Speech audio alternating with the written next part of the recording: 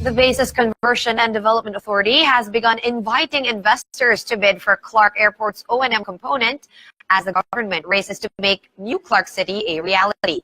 I caught up with BCDA President and CEO Vince Dizon recently and asked him whether they're on track to launch Phase 1A of this ambitious project.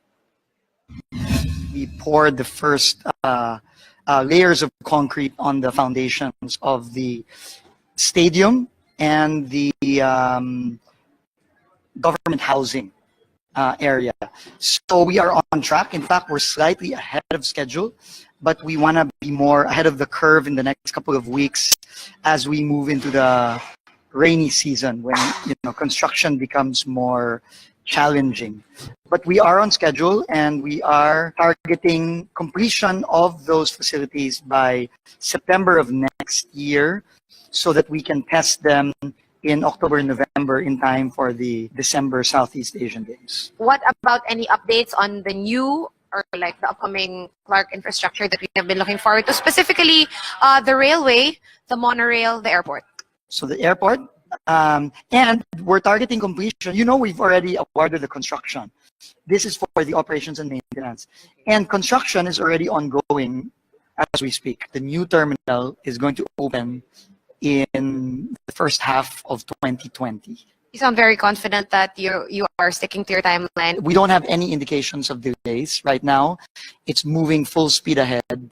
And I think we can even gain more momentum as we move towards really into the first few phases of construction. So the reason why I'm so optimistic is that unlike other infrastructure projects where you have issues of right-of-way, which are the typical delays encountered in big-ticket infrastructure projects such as this, in Clark, no such problems exist. So we construct 24/7.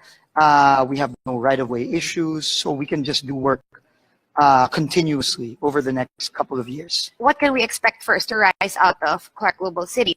I mean, are you going to do offices first? Are you going to have locators move in first? How do you plan to actually execute it? Well, right now there are offices there already. In fact, in one of the beautiful buildings of Clark Global City, BCDA is going to be calling that its home.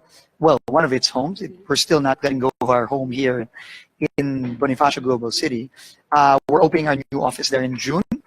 And there's so many BPOs and other offices that are already locating in those two beautiful buildings in Clark Global City as we speak. And Medical City Clark is already there. Very world-class hospital that's doing very, very well.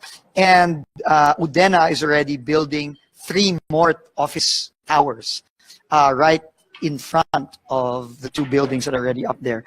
I think there's also a plan to build a hotel. There's a plan to build a convention center, which is something that we need desperately because, the only world-class really convention center we have in the country is really still the ICC. And that's been there since the 1970s. But you have to double check that. Philinvest Mimosa has an existing casino there already, but it's being operated by PAGCOR right now.